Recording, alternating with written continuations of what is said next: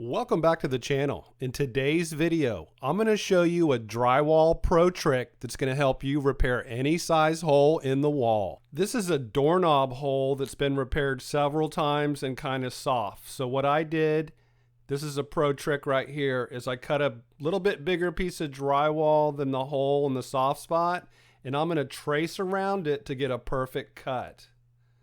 Just using a pencil.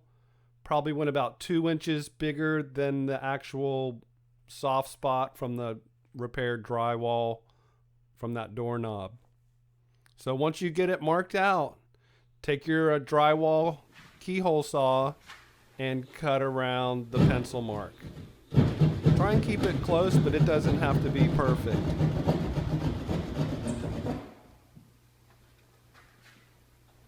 Just poke the end through first and start cutting. It's easier to cut down than to cut up.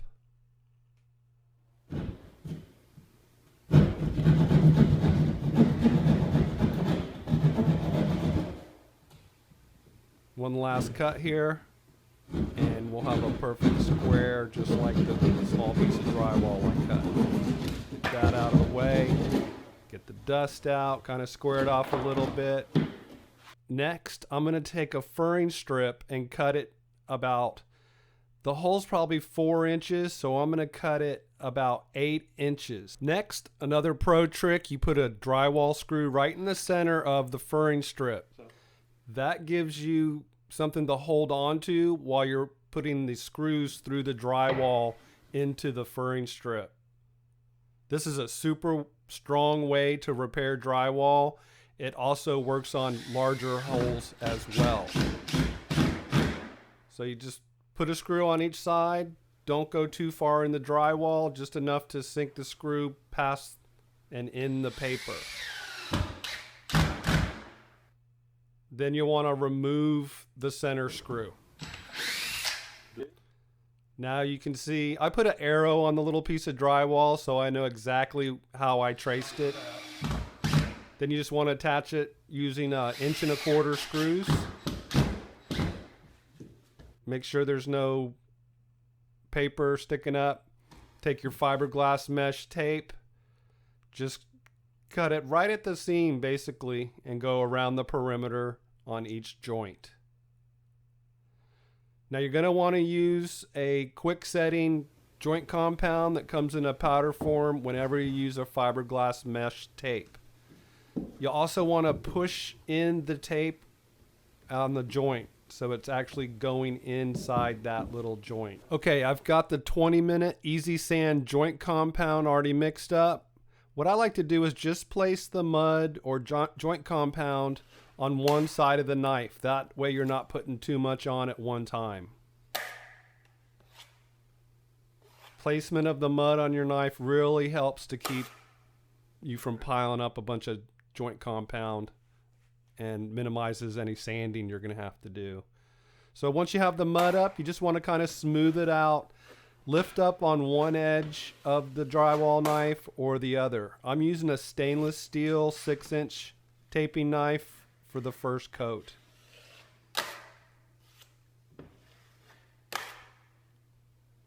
You just want to remove any lines if possible. You can scrape it once the hot mud sets up. Want to keep it pretty tight though. No big lines, no big edges.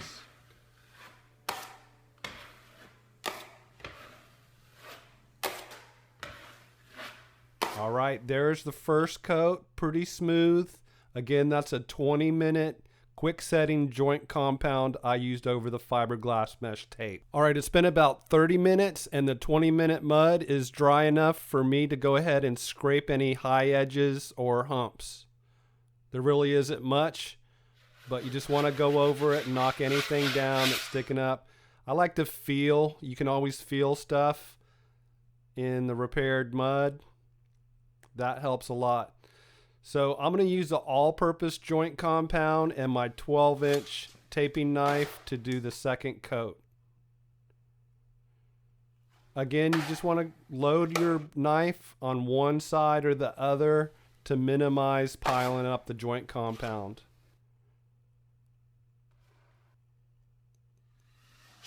This all-purpose joint compound will dry really quick because I'm just doing a real thin coat. Again, you just want to make sure you don't have a bunch of humps or lines. Smooth that out one last time. There's the second coat. One thing I do want to mention is I add a little water to the joint compound just to thin it out and get any air bubbles out. That really helps a lot with not having to sand or not having to sand as much. All right, so there is the all-purpose joint compound that's dry. It's been about 4 hours. I'm gonna go ahead and hit it one more time with the thin down all-purpose joint compound and my 12-inch taping knife. This whole project I'm also skim coating, so that's why it looks like there's joint compound everywhere.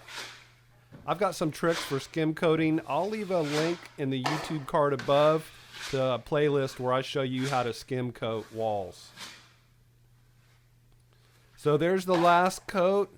Looking good, nice and smooth. Are you a DIYer, painter, contractor? Let me know in the comments, just kind of curious.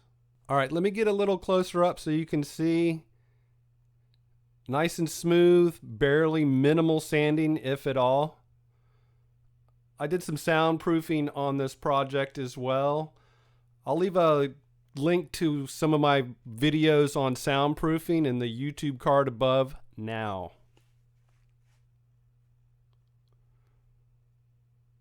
That's the soundboard. I used green glue behind it on the framing so the noise wouldn't carry into the living room from this master bedroom. And if you're new to the channel, my name's Paul and I've been a drywall and painting contractor for over 20 years. If you're looking to step up your drywall, texturing, or painting game, be sure to hit that subscribe button in the center of the screen now to keep up with all my latest videos. Look me up on Twitter, Instagram, and Facebook. Thanks so much for watching.